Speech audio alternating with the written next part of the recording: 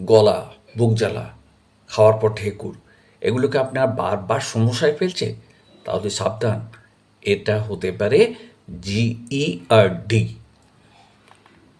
GERD মানে কি? মানে হলো গ্যাস্ট্রোএসোফেজিয়াল রিফ্লাক্স ডিজিজ। যখন পাকস্থলীর অ্যাসিড উপরে উঠে এসে গলায় আর বুকে জ্বালা পোড়া সৃষ্টি করে, তখন এই অসুখটির সৃষ্টি হয়। কারণ কি?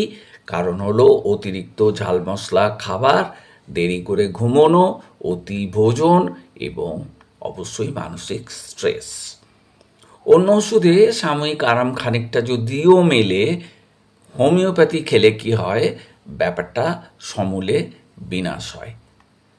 কিছু হোমিওপ্যাথি আছে যেগুলো অত্যন্ত কাজে দেয়, যেমন নাক্স ভূমিকা, অতিরিক্ত খাওয়া, মানসিক টেনশনে যে রিফ্লাক্স হয় তার জন্য অত্যন্ত কার্যকরী।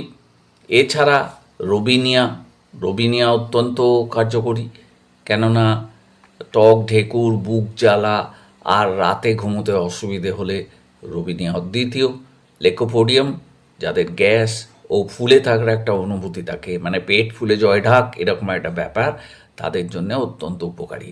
আর একটা সাইলেন্ট সিমটম হচ্ছে যে আপনি খেতে যাচ্ছেন, যেই খেলেন অমনি মনে হলো অনেক খাবেন, কিন্তু একটু খাবার পর আর খেতে ভালো লাগে না, তাদের জন্যে চমৎকার ওষুধ হচ্ছে লেকোপোডিয়াম। খাবারের পর হাঁটুন, অল্প অল্প করে বারবার খাবার খান, আর তেল ঝাল একেবারে বাদ দিয়ে দিন, তাহলেই দেখবেন জিআরটি অনেক কমে গেছে। আর যদি পুরো রিফ্লাক্সে মানে ভুগে থাকেন, মানে অনেক দিন ধরে রিফ্লাক্সে ভুগছেন, তাহলে হোমিওপ্যাথি ডাক্তারের শরণাপন্ন হয়ে তার পরামর্শ মতো ওষুধ খান।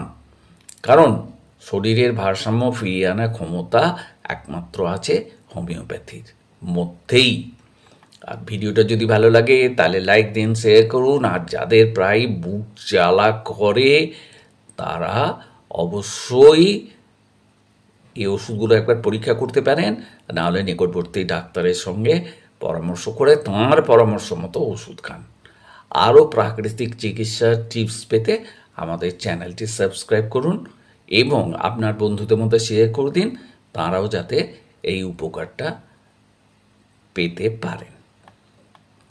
যাই হোক, সবাই ভালো থাকবেন, সুস্থ থাকবেন, জিআরডি মুক্ত থাকবেন এবং অবশ্যই আমাদের চ্যানেলের সাথে যুক্ত থাকবেন। আজকের মতো বিদায় নিলাম, ধন্যবাদ।